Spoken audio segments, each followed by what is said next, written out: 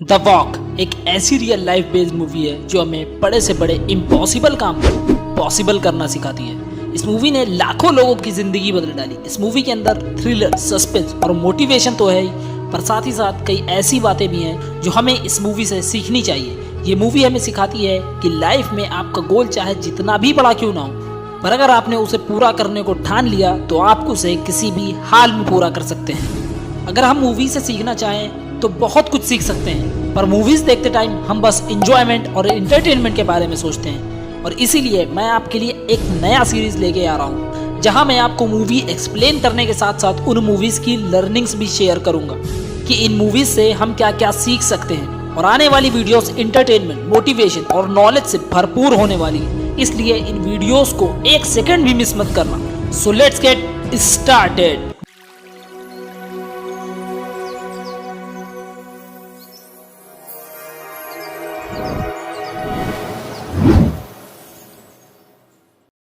The walk एक ऐसी real life based movie है जिसमें दिखाया गया है कि कैसे एक आम इंसान जो सड़कों पर छोटे मोटे शो करता था, एक हैरत अंगेज कारनामे को अंजाम देके पूरी दुनिया में फेमस हो जाता है। इस मूवी की शुरुआत होती है एक सर्कस के साथ, जहां पर एक 8 साल का बच्चा जिसका नाम फिलिप होता है, ये एक आदमी को तार पर चलते हुए देखता है और वो इससे बहुत ज्यादा इंस्पायर होता है और वो डिसाइड करता है कि मैं भी तार पर चलना सीखूंगा। और अगले ही दिन से वो रस्सियों पर चलने की प्रैक्टिस शुरू कर देता है। वो पेड़ पर 4-5 रस्सियां बांधता है और जैसे जैसे वो उन रस्सियों पर चलना सीखता जाता है वैसे वैसे वो उन रस्सियों को कम करता जाता है। और एक दिन वो एक रस्सी पर आराम से चलने लगता है, जिससे हमें यह सीखने को मिलता है कि हमें कोई भी काम सीखने के लिए उसे धीरे धीरे सीखना चाहिए। और कोई भी काम इंसान अपनी माँ के पेट से नहीं सीख के आता। अगर हमारे अंदर डेडिकेशन और लगन है तो हम कोई भी बड़े से बड़े काम को आसानी से सीख सकते हैं। अगले सीन में रात के अंधेरे में वो चुपके से सर्कस के अंदर जाता है और रस्सी पर चलने की कोशिश करता है। तभी एक आदमी चिल्लाते हुए उसे रोकता है। ये आवाज होती है पापा रूडी की।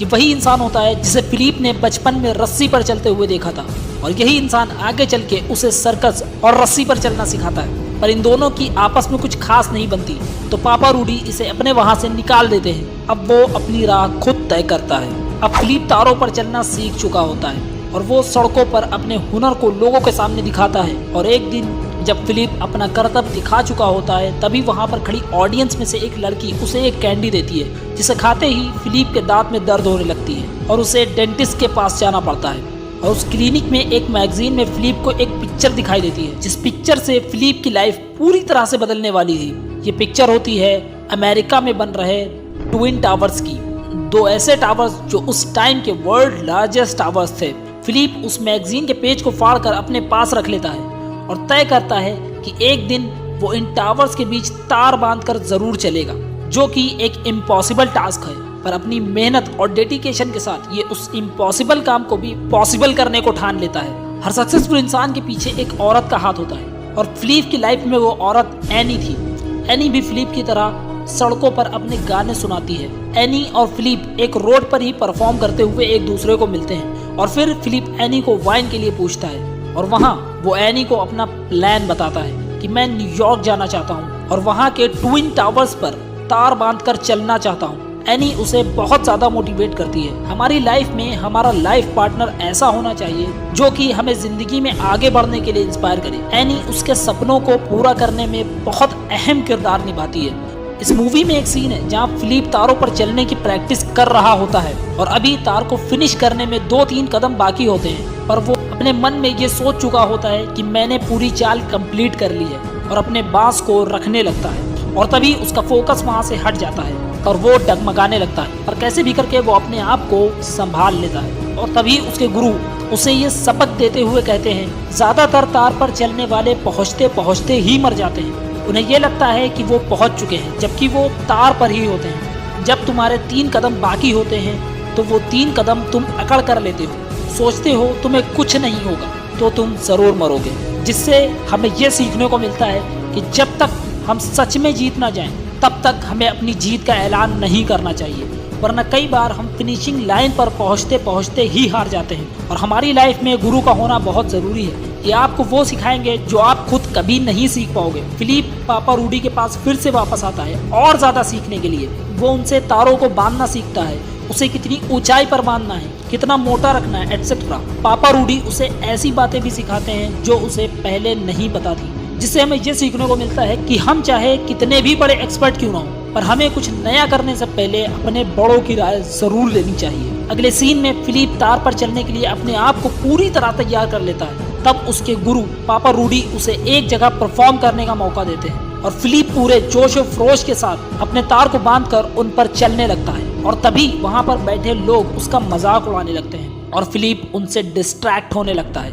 और वो डिसबैलेंस होकर नदी में गिर जाता है और सभी लोग उसके ऊपर हंसने लगते हैं, उसका मजाक उड़ाने लगते हैं। और यहाँ पर फिलिप की बहुत ज्यादा इंसल्ट होती है। फिलिप अपनी इस हार को एक जीत में बदलना चाहता है और अगले दिन वो उस शहर की सबसे ऊंची बिल्डिंग्स के बीच तार बांधता है और सुबह होते ही वो उन तारों पर चलने लगता है। ये बिल्डिंग इतनी ऊंची होती है कि अगर वो ऊपर से गिरा तो उसकी मौत तय है, पर फिलिप अपना परफॉर्मेंस पूरा कर लेता है और वहां पर खड़े सारे लोग तालियां बजाकर उसकी सराहना करते हैं। इस सीन से हमें यह सीखने को मिलता है कि हम कई बार अपनों और गैरों के सामने फेल होते हैं और वो लोग हमारा खूब मजाक उड़ाते हैं, पर हमें उनके क्रिटिसिज्म को भी अपना मोटिवेशन बना के कुछ ऐसा कर देना चाहिए जिससे वो लोग ही नहीं बल्कि सारा समाज हमारी सराहना करे। पर इस कारनामे के लिए फिलिप को पुलिस अरेस्ट कर लेती है और उसकी फोटो अखबार में छपती है, जिससे फिलिप बहुत नाराज होता है कि मेरी कला की किसी को कद्र ही नहीं। पर उस टाइम एनी उसे मोटिवेट करते हुए उसी अखबार में छपे ट्विन टावर्स की फोटो दिखाती है और तभी फिलिप न्यूयॉर्क जाने को डिसाइड करता है और वहां जाकर ट्विन टावर्स को करीब से देखता है। पर तब उसके हौसले डगमगाने लगते हैं क्योंकि उसने टावर्स को जितना ऊंचा सोचा होता है ये उससे भी कई ज्यादा ऊंचा था। फिर वो किसी तरह टावर्स की छत पर जाता है और छत के किनारे खड़े होकर अपने आप से कहता है कि ये तो इम्पॉसिबल है, लेकिन मैं फिर भी इसे करूँगा। जिससे हमें यह सीखने को मिलता है कि जब भी हम कुछ बड़ा करेंगे तो हमारी लाइफ में भी कई ऑब्स्टिकल्स आएंगे, पर हमें फिलिप की तरह अपने इरादों पर जमे रहना है।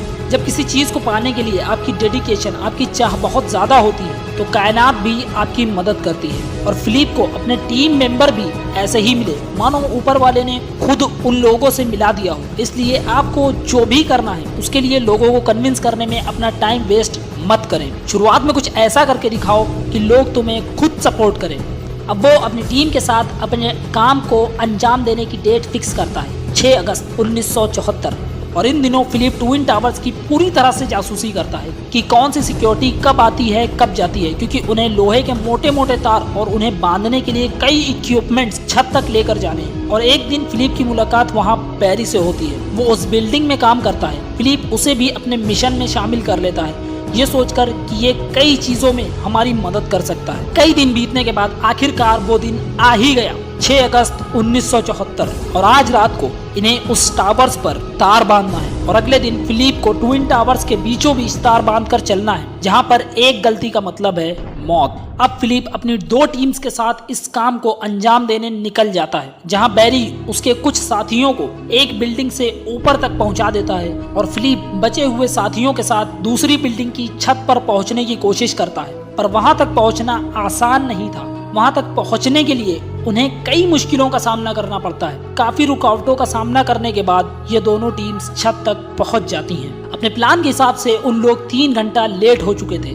अब उन्हें किसी भी हाल में 7 बजे तक तारों को बांधना होगा। पूरी रात काम करते करते सुबह होने लगती है, पर तार अभी भी नहीं कसे होते हैं और तभी उन्हें किसी के आने की आहट लगती है। वो दोनों डर जाते हैं। तभी वहाँ एक आदमी आता है। ये दोनों सोचते हैं अब क्या होगा, पर वो आदमी सब कुछ देखकर भी वहाँ से चला जाता है, जैसे मानो उसने कुछ देखा ही ना हो। और अब फिलिप और तेजी से काम करता है और अब वो तैयार है अपने काम को अंजाम देने के लिए, अपने सबसे बड़े सपने को पूरा करने के लिए। और अब वो पहला कदम उन तारों पर रखता है और वो उस तार पर चलना शुरू करता है और धीरे धीरे वो एक छोर से दूसरी छोर पहुंच जाता है। जो सपना उसने कई महीनों पहले देखा था, आज वो उसे पूरा कर देता है। पर फिर जब वो उस तरफ से तारों को देखता है तो उसे लगता है कि वो टावर्स उसे फिर से बुला रहे हैं। वो फिर से उन तारों पर चलना शुरू करता है और नीचे खड़े लोग सरप्राइज हो जाते हैं और वो इस बार सारी सीमाएं तोड़ देना चाहता है। वो हिम्मत करके नीचे भी देखता है, जबकि एक तार पर चलने वाले को